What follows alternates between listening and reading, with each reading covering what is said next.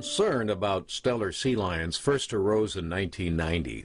Stellar sea lions are currently viewed by federal managers as two distinct groups: those that are born west of longitude 144 in Alaska and Russia, and those that are born east of that line, exclusively in the United States. The population of eastern region sea lions has been growing for the past 20 years, and they may soon be removed from the endangered species list. However, sea lions in some sub-areas of the western region continue to decline, but there's no clear scientific answers to why. Sea lions are typically monitored from airplanes and large boats, but getting good data is difficult because poor weather often prevents scientists from reaching many of these areas. Because population monitoring cannot be done on a routine basis, it can result in large seasonal and spatial gaps in the data.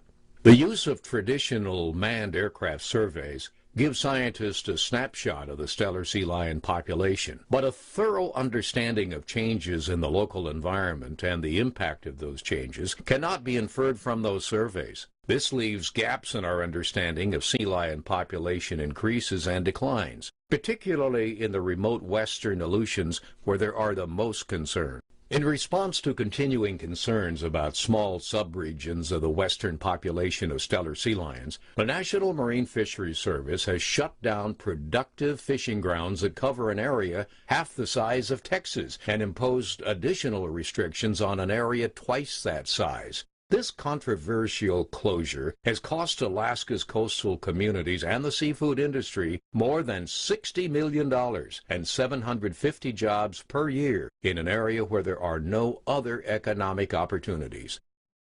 Working with the University of Alaska and federal scientists, the seafood industry has taken the lead to develop new unmanned aircraft to fill the information gaps. A group of engineers, scientists, and other researchers travel the Aleutian chain, testing new unmanned aircraft for sea lion survey work. 2 unmanned aircraft were used: a fixed-wing Puma that can travel at 20 to 40 knots, and an Ariane Scout quadcopter. The project was designed to determine the feasibility of using unmanned aircraft to conduct cost-effective aerial surveys. Unmanned aircraft can fly in marginal weather conditions, and they don't need runways or elaborate support systems, which typically limit the manned aircraft surveys. So, how did it go?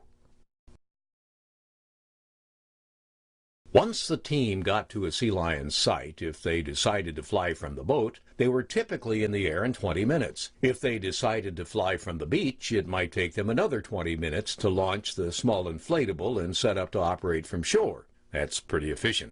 The team quickly discovered that unmanned aircraft are particularly useful for rugged, complicated sea lion sites that are difficult to look at from the water or inaccessible from land. They could also look beyond the specific spot where sea lions had been previously seen to make sure that they were conducting a complete count, which is very important in this situation. Many missions were completed in 30 minutes or less. With an unmanned aircraft, you get up into the air, you get a lot of data quickly, and you're done. A scientist doesn't need to sit on the beach or a moving boat there for several hours. This really minimizes any human impact on the sea lions. The cost of the unmanned aircraft is falling rapidly.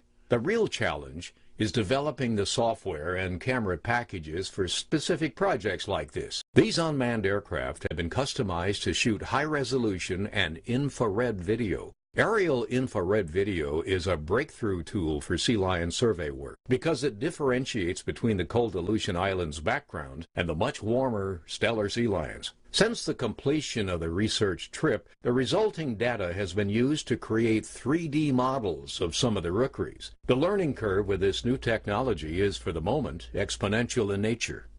This research trip was designed to test the utility of unmanned aircraft for research in the Aleutian Islands, and there were some limits in their current configurations. With the Puma, once the winds get above 25 knots, it is difficult to launch the craft. The crew has to be able to throw the unmanned aircraft into the wind. The Puma simply could not be launched in high winds. With a better camera and more wind tolerance, scientists have to go on shore less often. They can fly the area, get the data, and they don't even need to get off the boat to conduct the survey.